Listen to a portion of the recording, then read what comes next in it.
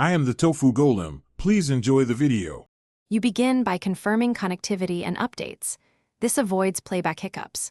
Connect the box to 5 GHz Wi-Fi or Ethernet for stable bandwidth, then install system updates.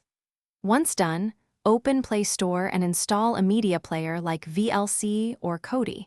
For third-party APKs, enable unknown sources briefly and sideload from a trusted drive. Make sure your TV resolution and HDMI settings match the box output, so movies appear correctly, and audio. Now you set up apps and point them to your content. Install VLC or Kodi for local files and Plex for a server-based library. Sign into streaming services for subscriptions. Next, add sources. Map your NAS via SMB, enable DLNA, or plug a USB drive so the player scans media.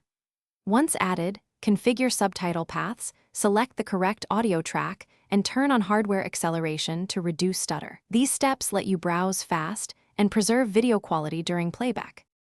Finish by playing a file and verifying picture and sound. Choose subtitles and audio tracks from the player menu. If you encounter stutter or buffering, lower the source bitrate, enable hardware decode, or switch to wired Ethernet. Also inspect HDMI cables for loose connections. If audio is out of sync or an app crashes, reboot the box, clear the app cache, and try a different player to isolate the issue. This usually reveals whether the file, app, or network is at fault. Thanks for watching. Consider subscribing if we helped you today.